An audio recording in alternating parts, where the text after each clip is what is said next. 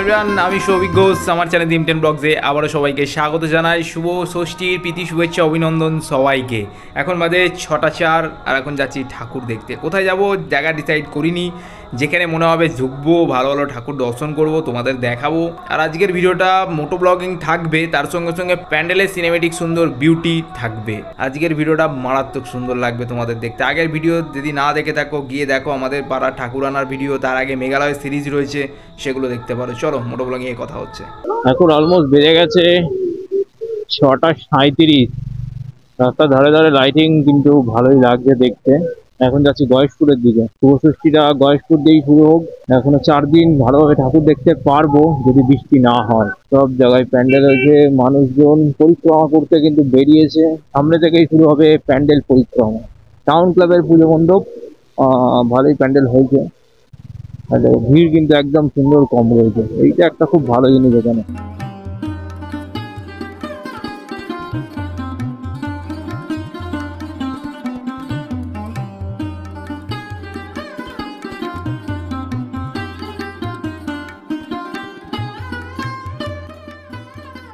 এখন চলে এসেছি যোগাযোগ সংঘতে।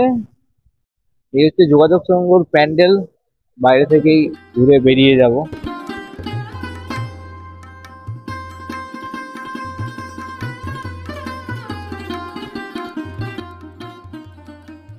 স্পোর্টিং ক্লাবের পুজো প্যান্ডেল বাইরে দিয়ে দেখা যাচ্ছে। 1 এবং 2 6 পল্লী দুর্গা উৎসব কমিটি।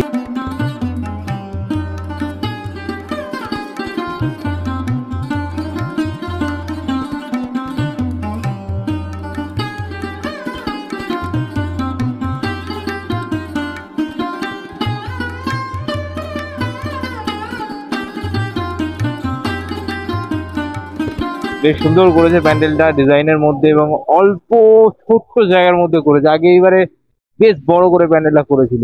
আবার কি প্যান্ডেল করেছে? গ্রাম্য বাড়ি করেছে। বাইরে থেকেই দেখে নাও, আর ভেতরে ঢুকছি না। ঠাকুর প্রতিমাটাও খুব সুন্দর লাগছে, ভেতর দিয়ে দেখতে পাচ্ছি। এই তো আমরা চলে এসেছি। এই প্রতিমাটি থিম করে।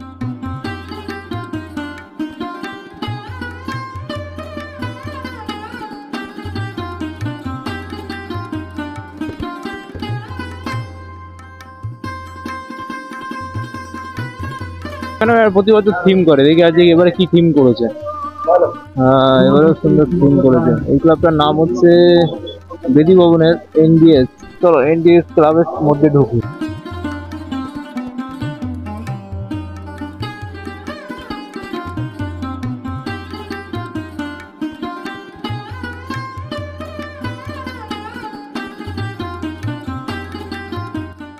যুবগোষ্ঠীতে প্যান্ডেলটা খুব সুন্দর করেছে। যুবগোষ্ঠীতে একটা থিম করেছে, মারাত্মক সুন্দর থিম। চলো ভেতরে ঢুকে দেখাচ্ছি এত সুন্দর থিমটা।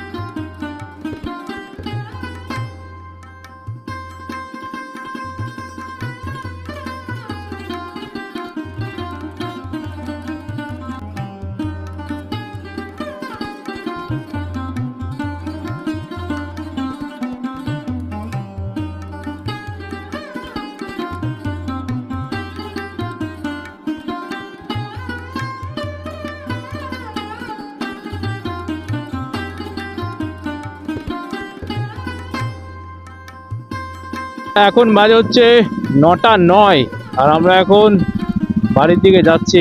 আজকে ঠাকুর দেখা মোটামুটি বেশ ভালোই হলো। শুভ ষষ্ঠীটা সবারই ভালো কাটুক, এটাই আশা করছি। তোমরা যখন ভিডিও দেখবে তখন হয়তো বা সপ্তমী পড়ে গেছে। ঠিক আছে, পরের দিনে ভিডিওতে দেখা হচ্ছে সপ্তমীতে। চলো, till then be safe, tata, see you soon.